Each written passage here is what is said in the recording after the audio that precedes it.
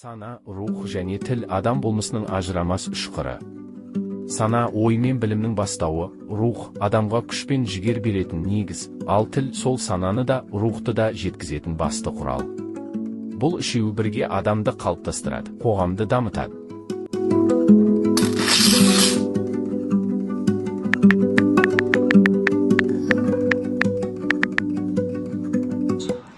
Сәлеметсіздер ме, құрметті тыңдармандар. Бүгін біз ерекше философиялық тақырыпқа тоқталамыз. Тіл, рух және сана.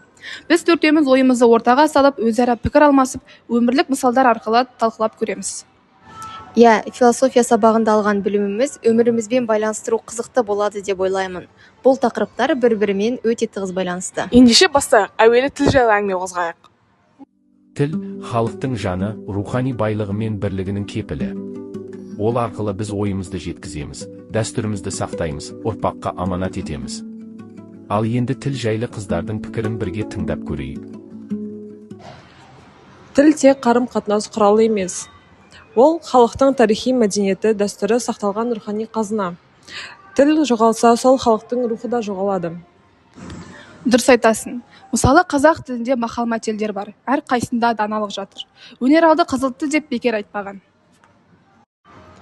Тағы бір нәрсе, тіл ойды жеткізудің ғана емес, ойдың қалыптасуының да құралы. Біз ойлайтын сөздеріміз өз тілімізде болады. Егер адам өз ана тілін толық білмесе, оның ойлау жүйесі де әлсірейді. Менің ойымша, тіл адам арасындағы көпір. Мысалы, қай халықтың тілін білсең, сол халықтың жанын түсінесің.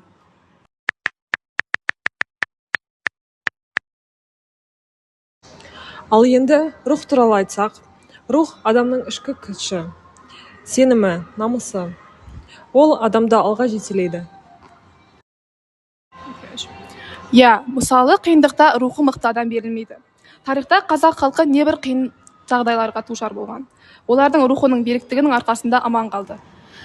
Рух тек жеке адамның ғана емес, тұтас ұлттың тірегі. Біз ұлттық рухымызды сақтасақ, болашағымызда мықты болады.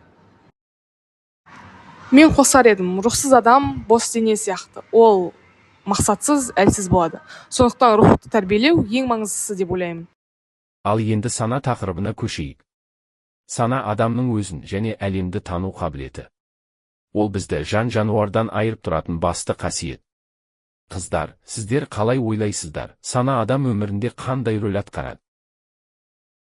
Сана адамның ойлау, түсіну, қабылдау қабілеті.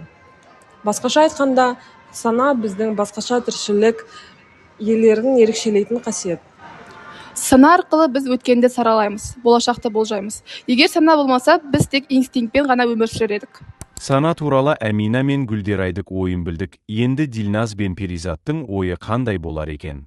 Олар бұл оймен келісер ме екен? Философтар сананы қоғаммен байланыстырады. Адам жалғыз емес, оның санасы әрқашан әлеуметтік ортада қалыптасады. Дұрыс, ал тіл сол сананың дамуына жағдай жасайды. Рух оны бекітеді. Үшеуі де бір-бірінен ажырамайтын ұғымдар. Жақсы, төртеуің де қысқа әрі нақты өз ойларыңмен бөлістіңдер деп ойлаймын. Енді қысқаша қорытынды ой жасасаңдар.